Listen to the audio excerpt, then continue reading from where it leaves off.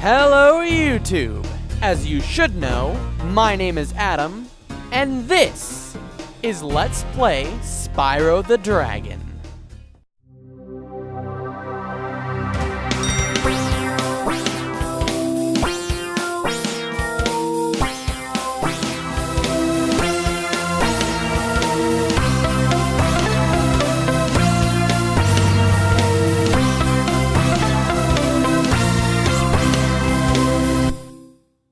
Hello and welcome to the second episode of Let's Play Spyro the Dragon. We're going to start off by going into the world Stone Hill.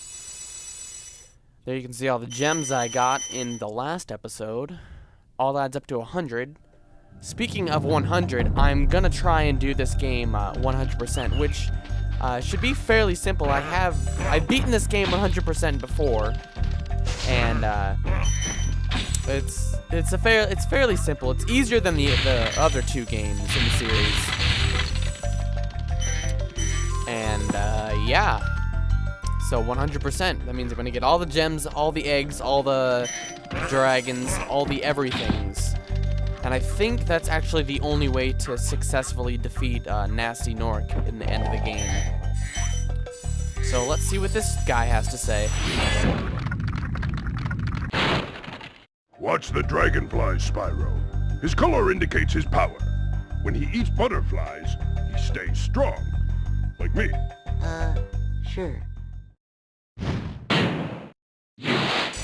So you just learned a little bit more about Sparks right there. Whenever Sparks eats a butterfly, he gains a hit point. Like, if he's green and he eats a butterfly, he turns blue, and then if he eats another butterfly, he turns yellow again. And when you're yellow, you have full HP. So yeah, this thing just makes sense like that. So y'all just, you know, making sense out of eating butterflies. He can't eat butterflies if he's golden though.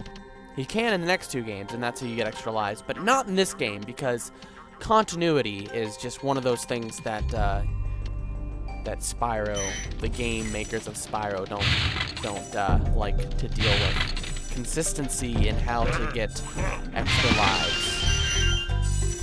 Like that's, you know, just extra life just sitting there, you know. In the other game, it's a blue butterfly. I think that includes the next two games. After you freed all the dragons, pass through this fancy vortex thingamajigger. It'll take you back to the artisan home. But first, let me tell you a story. No thanks. See ya.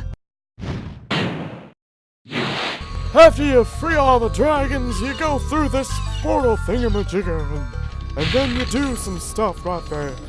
Oh, that kind of went a bit southern there at the end.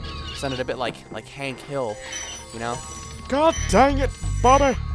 I tell you what, I sell propane and propane accessories. That's what I slightly went into that kind of voice for a second. Just found a key there. I don't know if you remember, about a few minutes ago when I started the level, there was a little a silver chest type thing that I could get some gems out of in this little hole right here. Boop! And it's right there. These things never go away. These are all throughout the game. I think they're in the next game as well as the third game. I know they're for sure in the third game. I'm not entirely sure if I remember the second game. I'm very familiar with the third game. I think that was the first game I ever got when I was 5 years old. It was the first PlayStation game I ever played, first video game I ever played for that matter. So I'm very familiar with the third game. I'm not as familiar with this game. I think I've played it through maybe once or twice completely. But I have just, just went and failed a whole bunch of times since I was like 7. So I probably got, the third game when I was like 7, the second game when I was like 6, and the first game when I was like 7, or numbers, ages, whatever. I got them all in the wrong order is what I'm trying to say. When you free a dragon or step on one of their platforms, you're saving your progress. That could be useful if you run into trouble. Not that you ever run into trouble, Spyro. Not that you ever run into trouble, Spyro.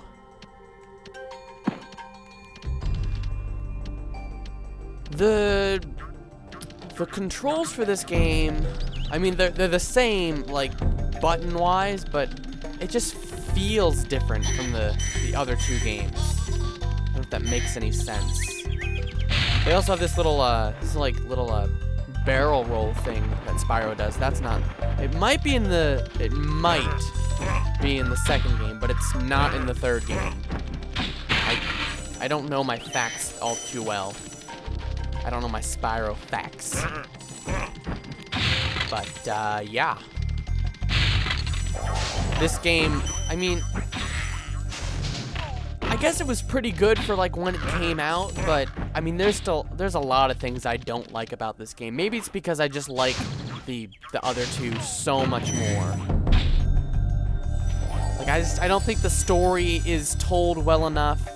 I mean, it's a good game, but it's I don't know. I'm not good enough of a critique to, you know, blah.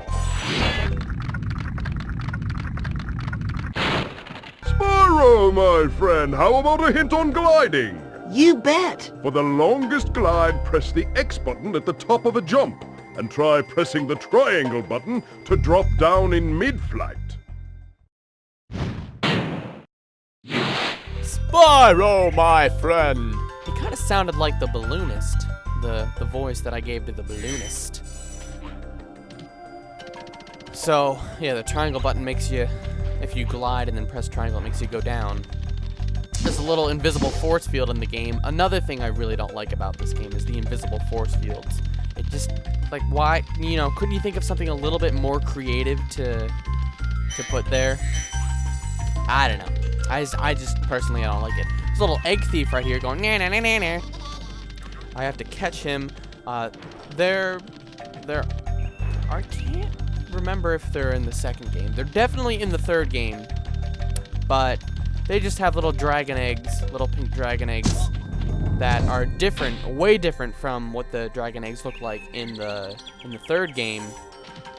But there's really not a huge point to them. I think you may need to use them once or twice, but they're just little extra things in the game. Like, that's one thing. Like, why bother having that in the game if you're really not going to give it a point?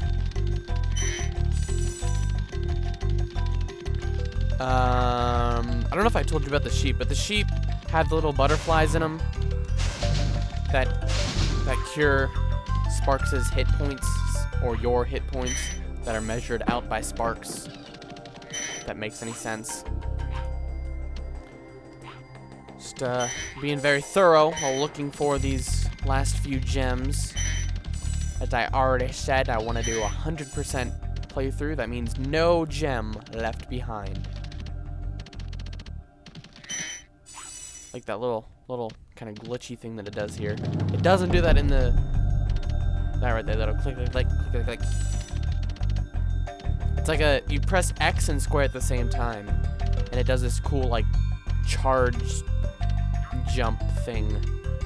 That's... I mean, you can do that in the next two games, but it's way different in the next two games. Like, I don't know, the charge jump is, like, way higher. The glide and then the hover in the next two games, well, it's not a hover in this game. In this game, you just kind of drop down if you press triangle. But in the next game, you do more of like a hover.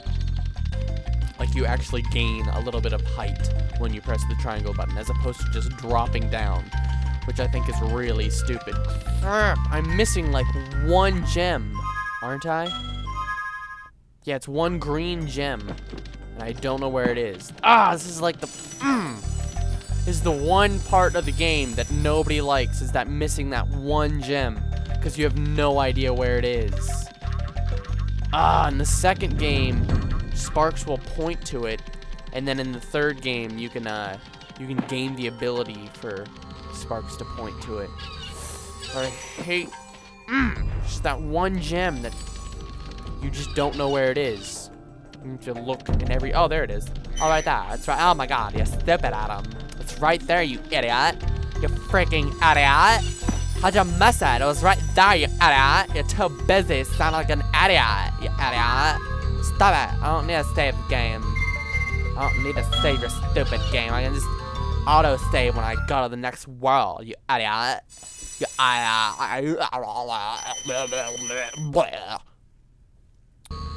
Well, that's about it for this video, so thank you for watching this episode of Let's Play Spyro the Dragon. Don't forget to comment, rate, subscribe, and all of that other fun stuff. This video is over.